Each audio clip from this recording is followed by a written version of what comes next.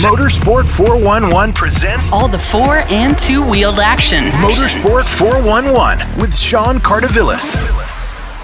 Welcome to Motorsport 411, your home for all your four and two-wheel action in Africa. Coming up in this episode, Formula One is firmly in the spotlight as Max Verstappen won his second driver's title over the weekend. We speak to the first Kenyan lady to be a marshal at a Formula One event in Singapore, Wambui Kiiru. And we find out all about the Formula One Paddock Experience with founder and Team Principal Mbalu Makau. All the four and two-wheeled action. Motorsport 411. Welcome to the show. Now, Wambui Kiiru created history by becoming the first Kenyan woman to be a marshal at a Formula One event, the Singapore Grand Prix. Wambui, thank you so much for speaking to us on Motorsport 411. Congratulations, you made it to Singapore as a volunteer, as a marshal. Just explain how that happened. Okay, thank you very much. Yes, what happened is we got a link from the FIA Women in Motorsport Federation. We got a link, an application link that was sent to us by the deputy chair lady, who is Tuta Mionki. She sent the link to all of us women in motorsport, and we were free to apply. So a couple of us applied, and then we were shortlisted. And I got shortlisted, and I got the required paperwork that I needed from my ASN, which is KMSF, through Maura Njuguna, and that's how I made my way to Singapore. Just tell us about your background in motorsport. My background, I started motorsport in 2011 as a volunteer marshal in the Safari Rally. I did that for like 2 years. I moved to time control. And then I worked at Kenya Motorsport Federation for like 2.5 years. Then I left. Then I came back again as a volunteer, as a Secretary of Stewards, and I've done that till to date. I'm now the Assistant Secretary of Stewards to the WRC Safari Rally, and I'm also the Secretary of Stewards to the ARC, both in Kenya and Rwanda. I've done that for like around 6 years. I've also been a competitor relation officer, and I've also been a time control marshal. Very, very impressive. Now, it's quite a change from rallying to Formula One. That must have been quite a wake-up call. Totally. It was quite a wake-up call. The fields are totally different. What is marshalling here is totally different from there, because here we get to have a lot of breaks, because the cars run at a 3-minute interval. And for a circuit race, of course, every car is running at the same time. They're long hours. We stand for so long, up to 8 to 9 hours a day. And you can't leave your posts. And you have to be on high alert, because red flags, yellow flags, blue flags happen all the time. So, and the weather was quite a challenge. Even the Singaporeans themselves were saying this year was quite a challenge. So it was really, really humid, and you're in your overall. However, the experience is amazing. The synchrony, the synergy of the teams was amazing. So it was a good experience and worth it all. Just tell us what your job was exactly in Singapore. Okay, so I was there for the practice, both practice days and quali, and the race day. So on practice 1, I was a flag marshal. On practice 2, I was on the radio comms, meaning I was in touch with the race control. They relay information through me, and they relay to the flaggy. On quali, I was a flag marshal and a trekkie, meaning when you train, you're the one sweeping the water, any debris, you're the one clearing it off. And on the race day, I was a flag marshal. Now, the weather was quite a challenge. We were watching it on TV here, and with the rain and the humidity, how did you cope? Lots of hydration. The organizers were very kind to us. They made sure we had lots and lots of water and electrolyte drinks. And that's what we just had to do, just keep hydrated. We had raincoats when it was raining, because you're not allowed to leave your spot. So whether it's raining, you're stuck there. Luckily, even if it's raining, it was still humid, so you kind of dry up quickly. But it was quite a challenge, because the overalls themselves are hot, and you can't remove them at any point. So you're stuck with them till the end of race. which was like at 10 p.m. in the night. So it was brutal, but the water helped a lot. Just kept sipping and just hydrating. Now, Wambui, Formula One is seen as the pinnacle of motorsport. How strict is it, in terms of the rules, what you have to adhere to? How strict is it compared to the WRC? Yes, Sean, you're right. It's the pinnacle of motorsport, and the rules are, of course, adhered to a T. Whether you're a competitor, whether you're a volunteer, we had our schedule. They have this book, they call it minute by minute book. Basically, it explains everything that you're supposed to do by the minute. Like it's 10, I'm talking to Sean, it's 10:15, I need to do this, it's 10:20, like that. So you know where you're supposed to do at every given time. So that helped. And we all, of course, time in motorsport, is you have to adhere to it.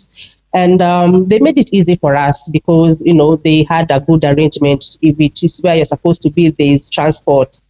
If it's your role, if you're a flag marshal, you're working from this time to this time. If you feel tired though, because some people could not handle it, you could ask for help. We had been taught about sign languages, so because it gets so loud on the track. At times when you talk, someone can't hear you. So you just show by the sign language that you need help, and someone else comes and steps in. So there was so much alertness, and it worked fine. But yes, it's a different ball game from WRC in terms of strictness. And just to note, Singapore is one of the strictest F1 GP that we have in the calendar. So that was also something amazing to experience. Now, your experience on the track and in general, how different is it to watching it on TV? It's like day and night. At the TV, probably half the time you're just shouting at people that you support, but as a marshal, definitely you're neutral. You don't show support to any driver. We are not even allowed to take photos with them or autographs. So you're there as a neutral person. The cars are quite fast. At times, like the blue flag, you don't even realize what car is coming towards you. That's where the race control comes in. They help you. They tell you, stand by, there's a car coming and you need to blue flag it because it's too fast. So what you see on TV is totally different. Where the sector that you are in, you can't quite see what is happening in other sectors unless you go back and watch the race. So at times there'll be an accident happening in sector 10 and you're in sector 20. You really don't know what's happening. So it was quite a different experience from TV because TV you see everything, but here you just see what's happening in your own sector. Then at the end of the day, you just know here, at my sector this is what happened. At my sector this is what happened. But at that particular point when you're working, you're just concerned about the sector that you're in. So it's quite different. From your personal point of view, did you get to meet your stars, the Formula One stars? I saw them passing. At least we were there for the parade lap. We were on the track. So yes, you see all the drivers. At that point, you were allowed. I had my Kenyan flag. But one-on-one, it was not allowed. But yes, we saw all the drivers. So all of us got a chance to see all our stars. But, there's nothing bad. You can't like have a conversation or anything. Those are the rules. Your favorite driver? Lewis Hamilton. A Mercedes person, huh? Yes. All right. Formula One, looks like it's going to South Africa in 2024. Your thoughts? It will be an amazing opportunity because Singapore was quite far, because you came from all over the world. Actually, just to note, I was the last girl to arrive in Singapore. I think the timings, I arrived on Thursday at 2 a.m. and I was on the track on Thursday at 8 a.m. I barely slept. So it's far, depending on where you're coming from. So the F1 coming to South Africa, it will be also a good opportunity to have such exchange programs regionally, meaning like people from Africa, we can go to South Africa because it's nearer, or maybe Abu Dhabi. And then people from Europe can go, to like Silverstone, the US, they can do the Miami and Las Vegas. So it's good that we'll be having an African race, meaning that many of us can get the chance to volunteer as marshals. So I think it's quite a brilliant idea. Now, there are many Formula One groups. It just looks like Formula One has exploded in popularity over the last few years. Your experience with the Paddock Experience? Yes, Paddock Experience, amazing. There's a brilliant group of people who we are all passionate about Formula One. The Team Principal Mbalu Makau usually hosts watch parties every race day. Some are out of town, some are within town, and it's always a vibrant experience just to meet and be with people who you share the same passion with. And just to note, they really, really supported my travel, and they were with me, they cheered me on, they could always check on me. It was just amazing to feel like I had a bit of home with me through Paddock. It was really, really amazing. They could always shout out to me and check on me every day and still encourage me, because at times it got so hard. And I'm forever thankful for Paddock Experience. I'm glad I met them, and I'm glad to be part of that. Just finally, why do you love motorsport? I love motorsport because I feel that it pulls me out of my comfort zone. It's not something that I grew up with. I just started, as I said, in 2011. It's not something like I started when I was young. So, and it became a hobby, which at some point became work. And I just like the synergy, and it feels like a family when we are all together from all over the world. We don't know each other, but for this common cause, we work together, and you learn so much from each other. And I've had amazing experiences. I've traveled the world as well through motorsport. And that is something that you can't take for granted. And the adrenaline, of course, because I've navigated at some point, the adrenaline is amazing. They say it's like a drug. Once you start, it's hard to get out of it. But most importantly, I just love the camaraderie that comes with it. And it feels like all of us, we are just together for this one cause. I think that's very nice, despite the race color. It's just an amazing experience. Wambui Kiiru, who was in Singapore as a marshal, thank you so much for speaking to us on Motorsport 411. Thank you so much, Sean, and you're doing a brilliant job. We'll be back.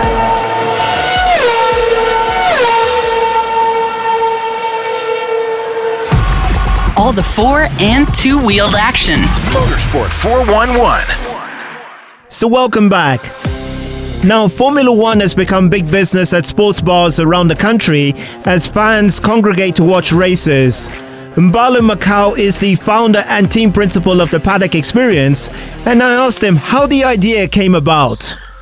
The Paddock Experience started about, I would say, 2010. I've been an avid watcher of Formula One from as early as 2003. I think the first Grand Prix I watched was the Brazilian Grand Prix, 2003. It was chaotic. I fell in love with the sport, and all along as I kept on watching it, I was watching it on DSTV, by the way, and as I kept on watching it, there's this DSTV presenter at that time. His name is Sasha, and he kept on repeating time after time, I mean, if you love the sport, you need to go and watch it live. So in 2010, I decided, let me take a chance, because the Abu Dhabi Grand Prix started in 2009. So I decided 2010 is the nearest, I can go watch it. But as usual, you start planning when you're 50 Kenyans. By the time you want to go for the event, you're alone. So I called Yas Marina in about July of the same year, and I was told it was sold out. Typical Kenyan last minute planning. So as I watched the Abu Dhabi Grand Prix 2010, the one Alonso lost the championship, I felt, damn, I should have been there. And I promised myself, I'll go for the next one. In 2011, I booked very early. I think it was in Feb or Jan. I booked, made my payment, and I was told you'll get your tickets sometime in September. So I totally forgot about it. And sometime in September, a courier comes to my office and tells me he has a package for me. And I look around and I said, sorry, I think you have the wrong office or the wrong Ken. I've not ordered anything. And he says, no, you've ordered something from Yas Marina. And I was like, oh, yes, my tickets. So I got the tickets, and I had to do last minute planning because I'd totally forgotten about it, of where to stay and booking flights via Emirates, and went for the first race. And during that time, I think we're using the the cars that were on track were the V8s. I mean, yes, the V8s, the noisy V8s. So went for the first race, had a blast, and from then on, it's been every year except 2020 that I've been going to Yas Marina. I've been to Monza. I've been to the last Malaysian Grand Prix, and that was it. It was just a hobby that now turned into a business. Come 2020, COVID hits, we can't go anywhere, and we all sit in the house. And I'm now wondering, what can we do? So in 2021, by about July, we decided with a couple of friends, why don't we begin hosting F1 locally? Because every other pub or restaurant is hosting Premier League or football. All other sports are represented. And F1 seems like that group of people who you are relegated to the corner and you'll watch it without sound. And because guys are watching the Premier League and you guys will only see the picture and be listening to any other music that's playing. So that's how the dream started. And come 2021, we started hosting. 2022, we decided to make it more bigger. And it's turned into, I call it a movement now of fanatics who are so passionate about the sport. And it's bigger than me now. Yeah, it just seems, particularly this year, that Formula One has really exploded in popularity here in Kenya. What's different about yours? I don't think there's anything different about me and what I do. I just think that we have a different kind of passion. Our main goal is to just, one, educate people about Formula One. You end up finding that a lot more people now are getting to know more about Formula One because they watch Drive to Survive. And if you look at what happened last year with Hamilton losing his championship, you're finding that there's a lot of guys who are now vengeful and how can the FIA do this? So people want information. At every event that we host, about 50 or 60% of the crowd is new, people who've never watched Formula One. Like, for example, this year when we went to the Summer House in Karen, we were hosting the race and we're expecting about 300 to 400 people. We ended up having about 1,400 people, and most of those guys were just showing up because they saw on social media that something is happening in Karen and we want to be part of it. So you're finding that there's new F1 fans and there are also old F1 fans who are just tired of the usual thing of sitting in the house and just watching Formula One, because I can sit at home and I have my DSTV connection and just watch the race. But I want to watch the race with a passionate crowd. And I also want to watch the race with people who want to take it further, because the majority business in Paddock Experience is taking guys to watch the race live. It's just that COVID has slowed us down a bit and we started hosting it locally. But come next year, we look to take a couple of guys to Baku, to Bahrain, to Monza, and any other race that people are interested to go to. Now, crucially, and I see you've mentioned DSTV, you got the backing of DSTV and some other big sponsors like Monster. How did that come about? The meeting of Nancy of DSTV was by chance. A friend of mine happened to go for the deputy presidential debate. And when I saw that, I asked him, why don't you hook me up for the presidential debate, which he did. So when we went for the debate, I think it was the first presidential debate of Wajakoya and Mwaura, and Wajakoya showed up but didn't take part. So we were then told that, why don't you guys move forward and fill in the seats in front, which we did. So next thing I know, there's this lady who comes and sits next to me. She's looking for a seat, sits next to me and sits down. The debate is about to start and she introduces herself. She says, hi, I'm Nancy, MD of MultiChoice. And I burst out laughing and she asked me, why are you laughing? And I said, well, I'm the team principal Paddock Experience and we just held an event at Summer House. And I removed my phone and I showed her some of the videos. And one video was us setting up the big screen and there was a DSTV commercial that came. And I turned to her and asked her, why are you not sponsoring us? So she gives me her number. She gives me the number of our marketing manager and we took it up from there. Monster, one of our partners, Chris Kirwa, happens to know the team at Monster. and we've had several meetings with them. So when we met at Summer House for the Singapore Grand Prix, and they decided, why don't we do something for Nanyuki? Because we told them the next Grand Prix is the Japanese Grand Prix, and we're going to Nanyuki. So they said, okay, what we can do for Nanyuki is we can sponsor you with product, which they did, and our guys loved it. And they look forward to doing more sponsorships with us. We are currently planning an Abu Dhabi Grand Prix because it's the next day race. The other 3 races are night races. So the next day race would be the Abu Dhabi Grand Prix, the end of the season. And we are planning to have something big with all our sponsors. We also have other sponsors like Shell. We had at the beginning of the year Trace Radio that took a chance on us, and many others that have come. But we look to make it bigger and better. Incredible. Mbalu, how far do you see this going? What do you see as the future for the Paddock Experience? I'd love us to have a Nairobi Grand Prix, or Nanyuki Grand Prix, or Machakos Grand Prix, whichever comes earlier. That would be the goal. That would be the dream. Can we get a Grand Prix in Africa? I mean, we were very excited when we heard that SA was going to be in the calendar next year. And we were planning something towards that in terms of how can we ensure that we get Formula One noticed in Africa. But then when it fell apart, and I think the Belgian Grand Prix still being renewed and South Africa is no longer coming, the issue is, what else can we do as Kenyans and as Africans to ensure that people know that we have a big Formula One following here? Lewis Hamilton came to, was it Pokot or Samburu earlier this year? And a lot of people missed out. Everybody's asking, I mean, Ken and others, why didn't you guys tell us that this is happening? And to be honest, we didn't know he was coming until he was here. So looking to the future, I'd like us to see who we can partner with to get past F1 drivers to come here and see that, listen, Kenya and Africa has a huge following. I'd like us to see that we can host a Formula One race here, and not just for jokes, but for real, and plan towards that happening. It's a big dream, a big goal, but I mean, we are ready for it. Yeah, 2 things. Of course, it looks like Formula One is going to South Africa in 2024.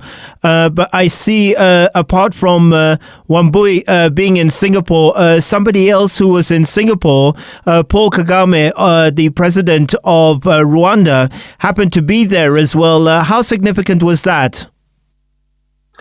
I think that is a major significant boost. I mean, if Paul Kagame was there, he must be looking to bring F1 to Rwanda.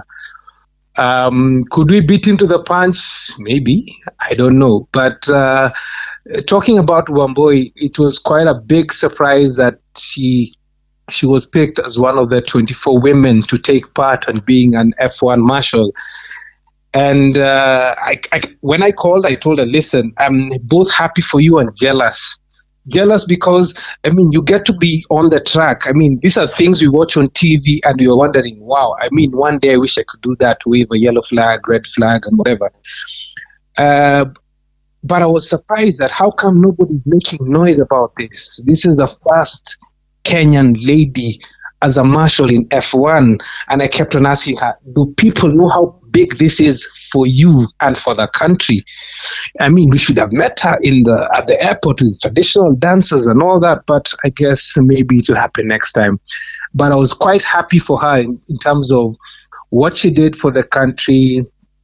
We supported her as Paddock. She's one of our Paddock members. We were very happy about what she did.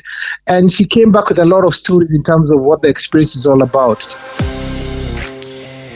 From your point of view, just a personal question, who do you support? Ferrari, Tifosi Damu. But I have a clarification on that. I'm a Ferrari fan by blood, but I'm a Formula One fan. So I'm sure I've been seen around in Mercedes attire, in Max Verstappen attire. I mean, in our Paddock Club, we have got all types of fans, including, as we call them, Haas fans. So, but deep down, I'm a Ferrari fan.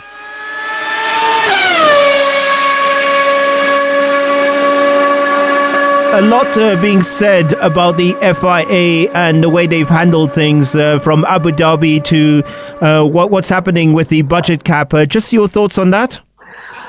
First of all, we were in Abu Dhabi, me and a friend of mine called Mose, and for 55 laps, we cheered on Lewis, and we were hoping that Lewis will take his 8th. And then Michael Massey did his thing, and we sat there in shock wondering, what the hell has just happened? My thoughts on Abu Dhabi, Michael Massey and the FIA made a big mistake, but that's the past. Michael Massey has left, and they did what they did, and Lewis lost his 8th. With what's happened with the budget cap, I mean, Ross Brown said it clearly in, I think, 2019, that if you breach the budget cap, you lose your championship. So I think the FIA need to do the right thing. If people have breached the budget cap, it needs to be a points deduction, or you need to lose the championship. Because if you're talking about 5% of 144 million being minor. There's been a lot of talk in terms of what does minor mean, because it could be a new rear wing, a new front wing, a new floor that could make you 2/10 faster. I mean, it could, if you go back to last year, it could totally change the championship. And as F1 fans, we're just asking FIA, why can't you just be consistent in these rulings? They've been, last year's situation of only 5 cars could pass the safety car. Even the drivers themselves are wondering, what's happening here? Why are you only putting 5 cars? The race should have ended under safety car, just like sometime this year when one race ended under the safety car. But let's just hope FIA does the right thing. In my book, FIA needs to follow their own rules and not keep on having closed-door meetings because it favors one team or the other. All right. And just finally, back to the Paddock Experience. Is there a subscription? Do you have to pay to be a member? And also, how do you follow it on social media? Currently, we are a group. We just formed the group on WhatsApp earlier on this year. And no, there's no subscription you pay. Wherever we go, you just come and enjoy your food and drink at whatever venue. We don't pay for any subscription. We are currently working on a club application for mobile phone where we'll be able to host all our members, because currently we are limited by the WhatsApp limit, which is, I think, 512. So once the WhatsApp group gets full, we then have following on Instagram. So you can follow us on Instagram at the Paddock Experience, and as well as on Twitter at the Paddock XP. But hopefully by early next year, we should have our own mobile app where we shall be able to engage with our members. Mbalu Makau, the team principal and founder of the Paddock Experience. Thank you so much for speaking to us on Motorsport 411. Thank you very much, Son. We'll be back.